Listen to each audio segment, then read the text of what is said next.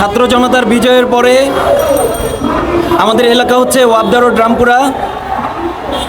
আমাদের বাসার সামনের পুরাটা রাস্তা ওরা হচ্ছে দেয়াল লিখন করেছে, ক্যালিওগ্রাফি করেছে।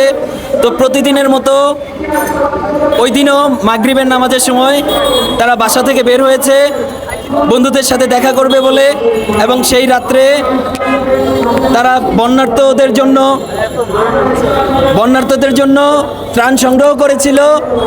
সেগুলো তারা ফেনীতে নিয়ে যাবে বন্ধুরা, এই জন্য তারা ঘর থেকে বের হয়েছিল প্রতিদিনের মতো। কিন্তু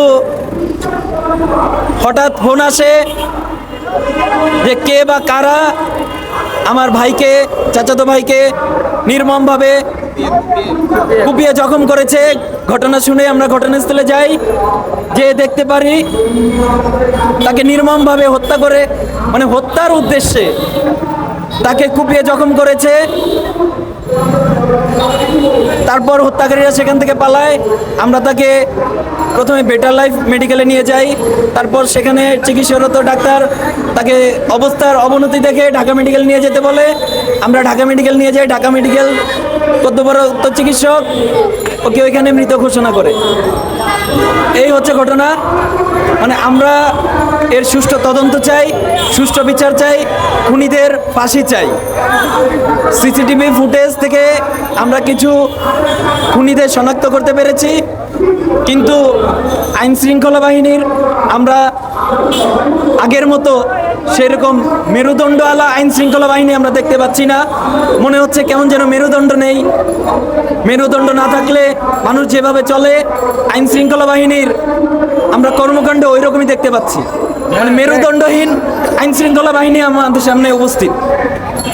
আগে যেমন আসামি ধরার জন্য তারা যেরকম তৎপর ছিল, তারা আসামির পরিচয় সব কিছু পাওয়ার পরেও তারা আমাদেরকে শুধু আশ্বস্ত করতেছে যে চলতেছে, কাজ চলমান, প্রক্রিয়াধীন, কিন্তু আমরা ওইরকম কোনো কর্মকাণ্ড বা অ্যাক্টিভিটিস তাদের আমরা দেখতে পাচ্ছি না। তো আমরা আশা করব এরকম মেরুদণ্ডহীন আইন শৃঙ্খলা বাহিনী না থেকে মেরুদণ্ড সহ মানুষ যেভাবে কাজ করে, আমরা মেরুদণ্ডওয়ালা আইন শৃঙ্খলা বাহিনীর অ্যাক্টিভিটিস আমরা চাই। বাইরের আসলে কারাম আছে কি মনে হচ্ছে, কেনই তাকে মারা হয়েছে?